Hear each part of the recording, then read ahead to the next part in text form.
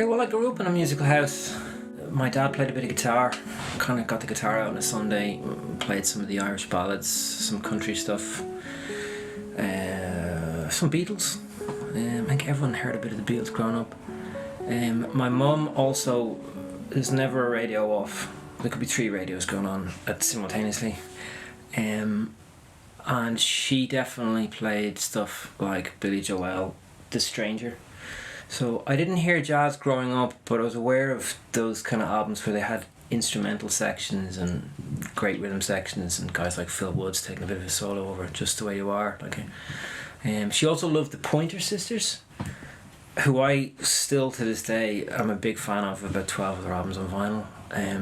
They were quite huge, actually. They were quite big, and again, harmonically, there's quite a bit in their music. I didn't go near a guitar myself until 1992, when I was repeating my leaving cert, or 93. That was only because a lot of the boys I grew up with played a bit. And grunge, all those albums came out. Chili Peppers, Blood Sugar Sex Magic, Stone Temple Pilots, Pearl Jam 10 was massive, and Nirvana, Nevermind.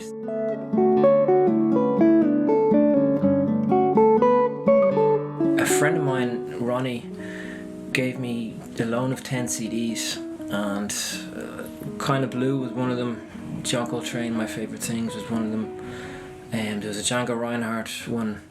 There was a Grant Green one, and I think that changed my life really, because I loved his sound, quite bluesy, quite funky, and I loved his groovier stuff as well as his approach to standards.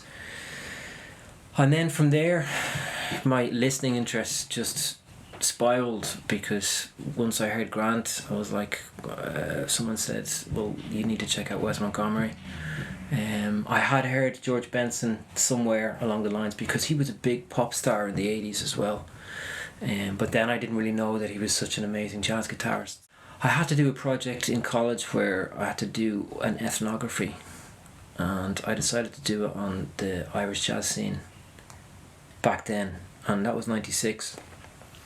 So the scene was pretty good back then. I remember for the first time going to see Louis Stewart upstairs in JJ's. I said that was 95 or 96, and it was Richie Buckley, John Wadham on drums, and a bass player called Alan Shields. And Louis was the god, Louis was definitely the man. And then I went to see Tommy Hafferty with Ronan Guilfoyle one night, and then Jerry Godley was doing downstairs listening sessions in Brogan's, and he used to put on concerts every Monday and Tuesday. And then I got a job in Tower Records, and I worked my way up to become the jazz buyer. So my listening would have kept going, and then I just heard a lot of music. Around 1996, I had a year out from college. I'd failed an exam, and I definitely spent a lot more time in my room playing the guitar. I had a Spanish guitar. I listened a good bit to like Peter Green's Fleetwood Mac, but I found myself just in my room, just kind of trying to figure out chord changes and finger picking, stuff like that. I took a couple of classical lessons, but then I heard about the professional musician training course in New Park. So I was working in Tower, bringing in a bit of money, and I think I was bored as well. I'd been a brain box in school, maths, history, classical studies, all that stuff, and after school I'd struggled, and then I'd heard about New Park, and what happened was I didn't go back to DCU, and then I auditioned for New Park. I took like nearly 14 years to get my degree, you know. So I did a professional musician training course, and then an Access course, and then I think from 2000 to 2002 was I did a 2-year diploma. It wasn't a degree course at that point, and I met guys like Sean Carpio, then Johnny Daly and Darrow Kelly. They played on my exam, and I wrote a minor blues, because there's only 3 chords in it really, called Is You Is or Is You Ain't Big Daddy, and I played My One and Only Love, I think, and On Green Dolphin Street, and I wrote a couple of tunes for that. Then I had 6 years off where I became a guitar teacher. Travelled. I lived in New Zealand for a year, taught over there, worked in music retail. Went to a lot of gigs. It was a period where there was a lot of artists coming in here. I saw Kurt Rosenwinkel a couple of times in Ireland. The Esperance Svensson Trio, Jaffer Yosef, an oud player, and Wolfgang Muchspiel was here. So I did a lot of my listening to gigs around that period, going to concerts, and I taught guitar. That's what I did to pay the bills. And then I was actually living in Dalkey. I'm still not sure how I figured that one out for a while. I was there for 4 years, and I was starting to feel a bit isolated. I'd gone back to studying classical guitar and dug into that as well. Did a lot of Latin American music. But I kept bumping into Tommy Hafferty in Dalkey Village, and before I knew it, I auditioned to get into third year, and I was accepted. And I think I played the minor blues. Actually, I played at the end of my exam for the diploma, and that brought a whole new group of musicians into my orbit, because that's where I met Julien. That's where the bromancing the stone, that's where that started.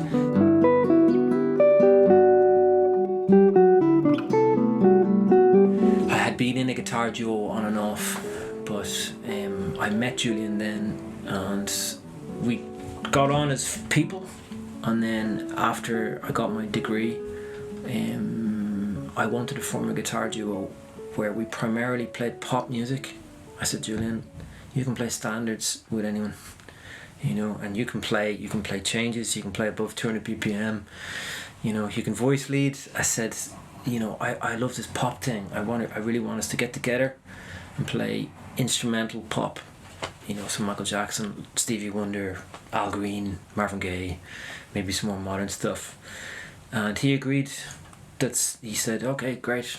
And we ended up covering a gig, just a little restaurant gig, and that really gave us a start, because we weren't there every Saturday, but we had to get 2 hours of music together, and we rehearsed for it.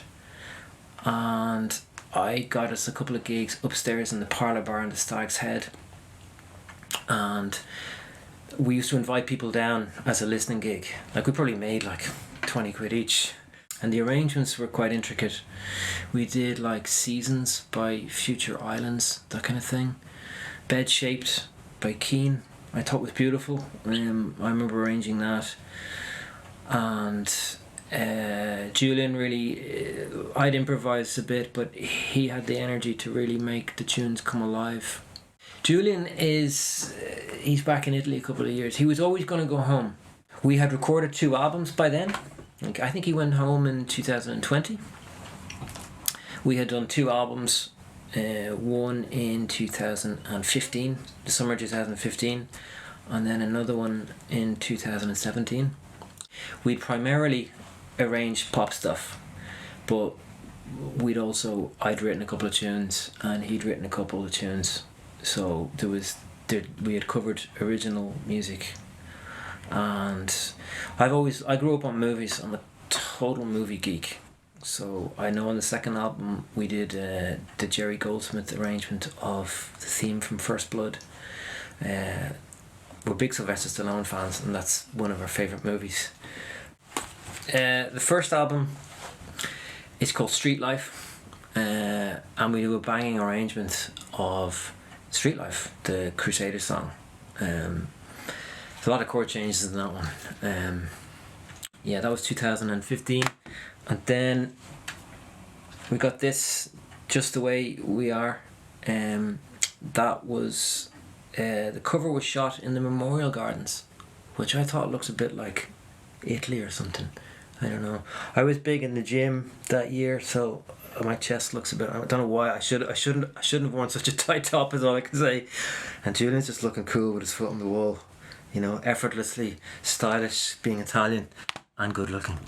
We had been very busy. I think I'd done 100 gigs a year, 2017 to 2019.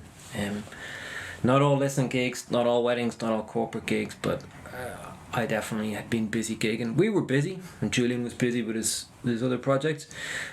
But once lockdown happened, I really found it very relaxing. I don't want to knock, I know people lost, their lives and lost their incomes, and, businesses closed down, but I really went into composing mode because I had no gigs and I knew there wasn't going to be anything for a while.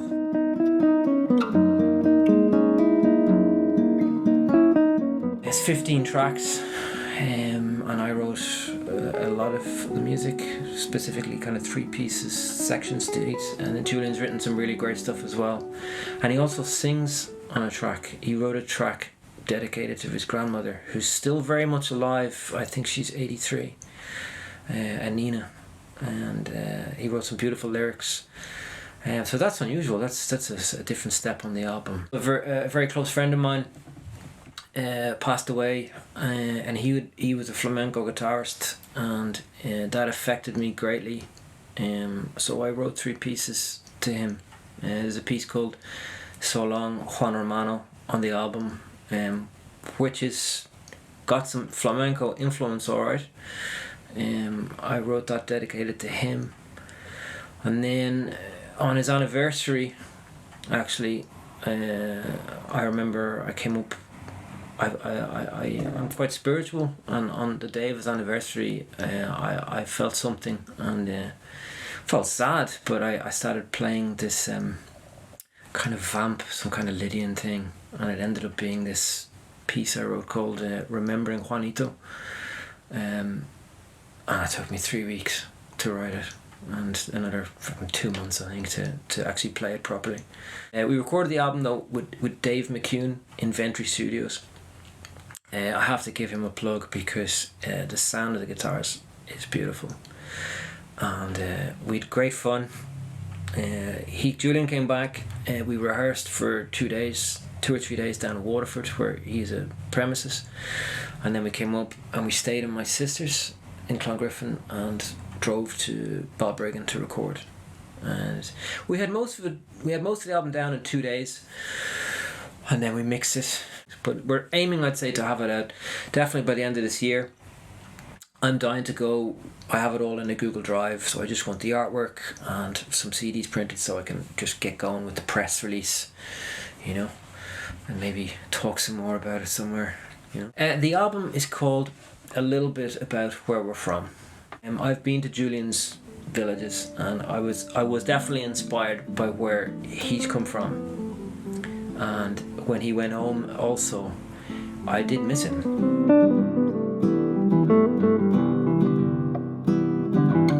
I think the scene is looking pretty good to me.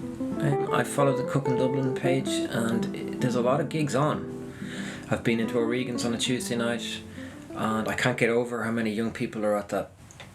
It's stuffed, because I don't want to say when I went, back in '96 that it was the oldies at gigs, but I don't know if the kids think jazz is cool again. They're not raving anymore. I'm not sure what's going on, but I've seen a lot of young people at that gig in particular. I'm gigging now myself with Matthew O'Connell, and if he's anything to go by, the music's in very good hands with him. He's amazing. But it seems that there's places to play. I can certainly see when I look at Instagram and pages on Instagram that between Monday and Thursday it's like, all right, there's a choice. There's 2 gigs there, and then Charlie Moon, actually, I've been down to the Big Romance quite a few times. I love the organ trio stuff, and there's lots of organ trios. And then Walters looks like it's pretty going. The big band thing, if you can put a big band gig on, it's going pretty good,